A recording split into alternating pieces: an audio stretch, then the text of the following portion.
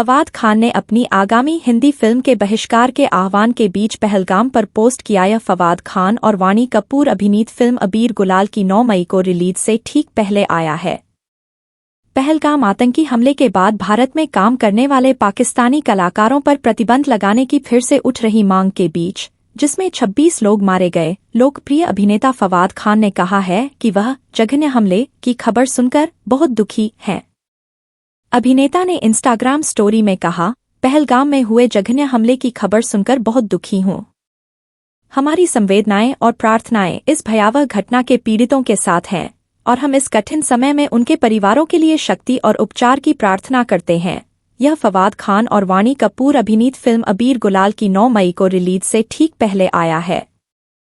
Film कलाकारों के संगठन federation of western India cine employees ने 2019 के पुलवामा आतंकी हमले के बाद भारतीय फिल्म उद्योग में पाकिस्तानी कलाकारों, गायकों और तकनीशियनों के बहिष्कार का आह्वान किया था, जिसमें 35 अर्धसैनिक बल के जवानों की जान चली गई थी। पहलगाम हमले के बाद इस संगठन ने अपने निर्देश को नवीनीकृत किया। चल रहे निर्देश के बावजूद हमें हिंदी फिल्म अबीर गुलाल के लिए पाकिस्तानी अभिनेता फवाद खान के साथ हाल ही में किए गए सहयोग के बारे में पता चला है। पहलगाम में हाल ही में हुए हमले के मद्देनजर फ़्वाइस एक बार फिर किसी भी भारतीय फिल्म या मनोरंजन परियोजनाओं में भाग लेने वाले सभी पाकिस्तानी कलाकारों, गायकों और तकनीशियनों का पूर्ण बहिष्कार करने के लिए बाध्य है। इसमें दुनिया में कहीं भी होने वाले प्रदर्शन या सहयोग शामिल हैं, संगठन ने एक बयान में कहा। Federation of western India cine employees भारतीय फिल्म उद्योग में श्रमिकों और तकनीशियनों के 32 विभिन्न निकायों का एक छत्र संगठन है, जिसके 5 लाख से अधिक सदस्य हैं। नोट में कहा गया है, हम इस बात पर जोर देना चाहते हैं कि हमारे संगठन या इसके सहयोगी संगठनों के किसी भी सदस्य, जैसे कि अभिनेता, निर्देशक, अन्य तकनीशियन और निर्माता या प्रोडक्शन हाउस को पाकिस्तानी कर्मियों के साथ सहयोग करते हुए पाया गया तो उनके खिलाफ अनुशासनात्मक कार्रवाई की जाएगी। इसके अलावा हम यह सुनिश्चित करने के लिए सभी आवश्यक कदम उठाएंगे कि अबीर गुलाल भारत में रिलीज न हो। मंगलवार को हुए भयावह आतंकी हमले में मारे गए लोगों के शव जैसे ही उनके घर पहुंचे, #बोयकॉटअबीरगुलाल ट्रेंड करने लगा। इस महीने की शुरुआत में राज ठाकरे के नेतृत्व वाली महाराष्ट्र नवनिर्माण सेना ने कहा कि वे फिल्म को रिलीज नहीं होने देंगे। पार्टी नेता अमेय खोपकर ने कहा, हम इस फिल्म, पाकिस्तानी कलाकारों और पाकिस्तानी फिल्मों के खिलाफ विरोध प्रदर्शन कर रहे हैं और हम ऐसा करना जारी रखेंगे। पाकिस्तानी कलाकारों वाली कोई भी फिल्म यहां रिलीज नहीं होगी और इसे रिलीज करने की कोई जरूरत नहीं है।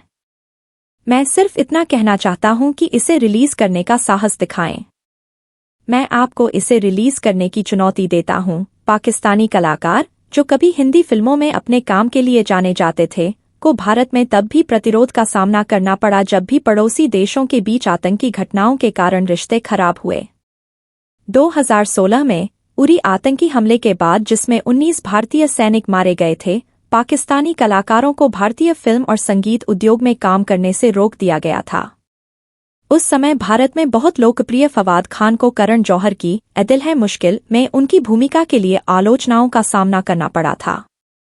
करण जौहर ने तब माफी मांगी थी और कहा था कि वह भविष्य में पाकिस्तानी कलाकारों के साथ काम नहीं करेंगे। सुपरस्टार शाहरुख खान की 2017 की फिल्म रईस भी मुश्किल में पड़ गई क्योंकि इसमें पाकिस्तानी अभिनेत्री माहिरा खान ने काम किया था। पहलगाम में निर्दोष लोगों की हत्या पर देशव्यापी आक्रोश के बीच सुरक्षा पर कैबिनेट समिति ने भारत में आतंकवादी गतिविधियों का समर्थन करने के लिए पाकिस्तान के खिलाफ कड़े कदम उठाए हैं। सिंधु जल संधि को रोक दिया गया है और अटारी में एकीकृत चेक पोस्ट को बंद कर दिया गया है। नई दिल्ली ने यह भी कहा है कि पाकिस्तानी नागरिकों को सार्क वीजा छूट योजना के तहत भारत आने की अनुमति नहीं दी जाएगी और उन्हें पाकिस्तानी उच्चायोग में रक्षा सलाहकार के रूप में पर्सोना नॉन ग्रेटा घोषित किया जाएगा। 1 मई तक उच्चायोगों की कुल संख्या भी 55 से घटाकर 30 कर दी जाएगी।